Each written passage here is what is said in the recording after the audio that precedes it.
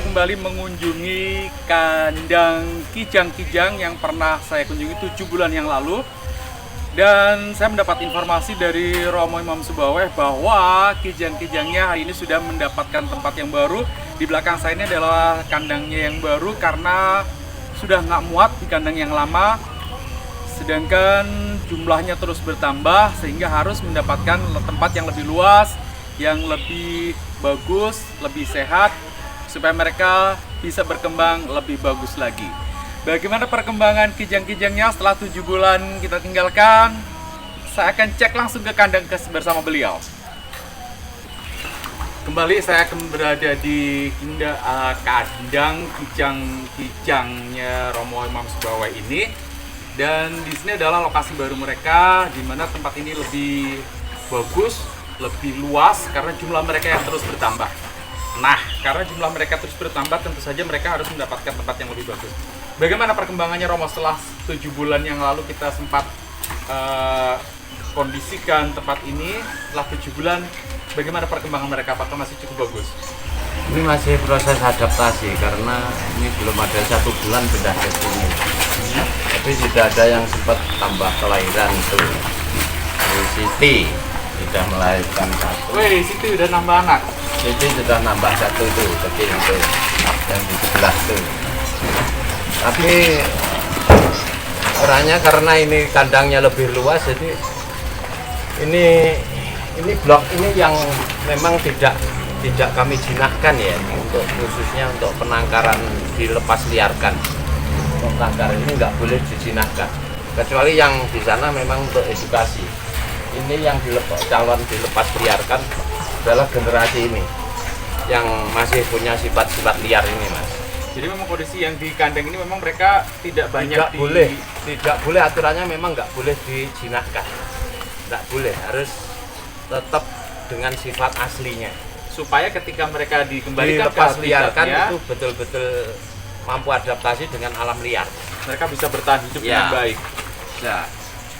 Keren banget. Jadi ini teman-teman, kandang ini kelihatan kenapa susah banget dikumpulkan, susah didekati, karena ternyata memang ini adalah lokasi untuk bagaimana mereka dicoba diliarkan, mereka nggak banyak didekati, nggak disentuh, supaya ketika mereka dikembalikan ke habitatnya mereka cukup siap untuk bertahan diri.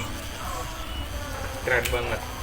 Ini kita lihat di dalam, ini sebenarnya banyak banget di dalam gedung mereka ini. Cuman ini tadi agak luar biasa ini ya, luar biasa cekatan mereka, nggak seperti yang di tempat yang dulu. Itu mereka masih jinak, masih bisa dielus. Tapi yang di sini wah ini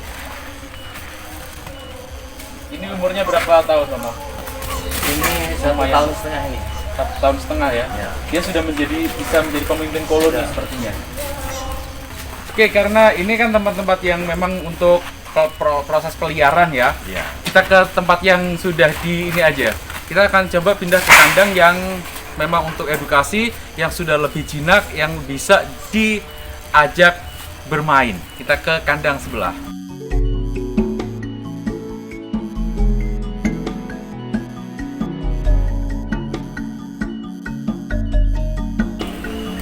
Oke, ini adalah Siti, kijang pertamanya Romo yang dulu ditangkap masih kecil ya, Romo ya. Waktu itu ditangkap masih kecil, dia masih ngedot karena ditinggalkan induknya. Ini si Siti. Dan uniknya adalah kijang ini yang udah usianya sudah puluhan tahun, ternyata dia masih tampak seger, dia masih terlihat muda dan masih produktif. Ya, masih produktif, melahirkan 1 itu, Mas. Oh, dia masih barusan punya anak lagi. Wis, ini adalah si Siti, maskotnya, sang master nih. Ini adalah kijang pertama yang waktu itu ditemukan masih kecil. Romo harus ngedot, kasih dot, dipelihara seperti anaknya sendiri sampai sekarang. Nah, ini dalam video sebelumnya banyak yang nanya, Romo, dengan kijang sebanyak ini bagaimana ngasih makannya? Apa nggak kewalahan melihara mereka? Biayanya apa nggak terlalu besar? Ini yang banyak sekali menjadi pertanyaan bagi teman-teman YouTube. Mereka penasaran gimana ngasih makan rusa sebanyak ini? Makan awalnya susah ya Mas Malah. Sekarang karena proses adaptasi dari pelatihan untuk makan jenis daun semuanya bisa dimakan. Dulu enggak. Jadi kalau masih dari liaran itu memang sulit. Kalau sudah adaptasi bisa pakai polar. Dan kebenaran di sini lingkungan kampung ya, jadi rumput-rumputan, daun-daunan apapun kan banyak. Tidak masalah lah. Yang penting tenaganya ada gitu aja. Insya Allah 100 kijang pun bisa lah. Sanggup ya? Sanggup. Soalnya daun-daunan kan banyak. Nah, kalau tadi Romo bilang setelah proses adaptasi, nah kalau ini di habitat aslinya, sebenarnya apa makanan mereka? Pupus Mas, rata-rata jagung pupus mau, kemudian pupus lantoro, pokoknya daun-daun muda yang pupus itu dimakan. Maksudnya pucuk daun? Pucuk daun, rata-rata kijang di hutan makannya pucuk daun. Dan satu ciri khasnya tidak mau makan makanan rumput yang jenis berbulu, kayak kolonjono, kayak apa ya, rumput gajah nggak mau. Nah, daun jagung nggak mau, karena ada bulunya nggak mau. Yang tetap nggak mau itu. Kemudian satu lagi yang rumput yang terlalu mepet dengan tanah nggak mau. Rumput yang mepet dengan tanah nggak mau? Ya. Malah daun jati pun mau. Nah, ini Romo, pada saat dari tempat asli, dari habitat aslinya kemudian dipelihara dalam koloni terjaga seperti ini, mengalami proses penyesuaian. Pernah nggak suatu hari misalnya mengalami dicoba kasih makanan ini ternyata nggak cocok atau menjadi malah sakit gitu? Iya, pengalaman, terutama makanan yang lembek serat, misalnya nasi. Nasi itu harus ada seratnya, pakai polar atau bekatul. Yang paling bagus polar yang saya pakai. Kalau bekatul sekarang dibuat dari apa itu, rambut padi, kurang bagus lah. Jadi kalau nasi pakai serat, yang penting kan serat. Yang kemudian daun lantoro. Daun lantoro tidak bisa dimamah biak, tidak bisa dikeluarkan lagi untuk memamah biak, nggak bisa. Jadi kalau daun lantoro juga harus dikasih serat. Ada Ya. campurannya. Ya. Kalau makanan yang lain, misalkan dia makan, belum pernah ada yang istilahnya mabuk, itu belum pernah. Keracunan gitu nggak? Keracunan daun yang mereka makan sendiri itu belum pernah, kecuali ya cuma nasi sama daun lantoro. Karena mungkin memang pernah dicoba saking banyaknya. Ya, apapun kenyataannya belum pernah saya ngerti mabuk karena makan sesuatu daun, itu belum pernah. Seperti itu ya. Jadi teman-teman yang kemarin nanya gimana ngasih makannya rusa kijang sebanyak ini, kalau saya ngomongnya salah lagi koreksi ya. Dengan kijang sebanyak ini ternyata seperti itu cara Romo memeliharanya, ngasih makanannya.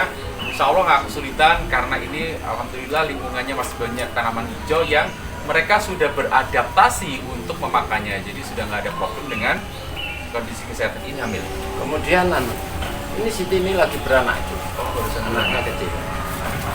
Untuk yang masalah kijang ya, ini kijang lanceng namanya. Warnanya coklat, ada spesifik sendiri, ada yang kuning, ada yang besar jenisnya. Ini jenis kijang lanceng itu jenis yang paling kecil. Paling kecil. Jadi ada yang di Kalimantan, ada yang di Riau, dimanapun juga banyak. Tapi jenisnya di sana lebih besar, lebih bagus. Beratnya di sana bisa mencapai 40 kilo. Kalau di sini maksimal cuma 23 kilo. Jadi beda, namanya kijang lanceng. Lebih kecil dari kambing ya? Kecil. Di sini ada endemik yang kuning itu, yang di hutan arah Magetan itu ada, tapi mungkin sekarang sudah punah. Oh, barangkali yang bisa menemukan satu, saya tukar dua loh, yang jenis kuning, kijangnya kuning, itu besar juga. Romo belum punya? Belum punya. Sayang sekali ya, karena memang habitatnya juga sudah semakin mengecil dan banyak perburuan-perburuan.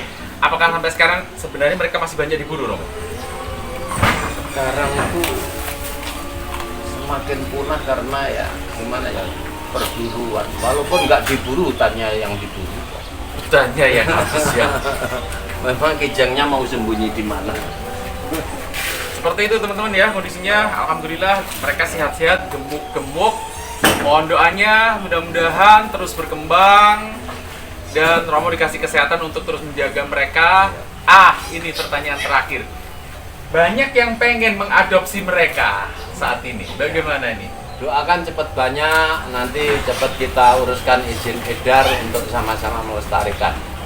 Karena rata-rata mereka Ya. pengen beli bukan untuk Ya. dimakan, tapi Ya, juga untuk dilestarikan semua. Dan ternyata mudah juga, mohon pada dinas atau instansi yang terkait yang berwenang menangani perizinan dipermudahlah, karena memang penangkarannya mudah. Itu biar lebih besar, lebih lestari, bahkan adakan kontes nanti peternakan kijang di mana-mana. Siap, keren sekali. Jadi sabar ya teman-teman yang ingin mengadopsi mereka.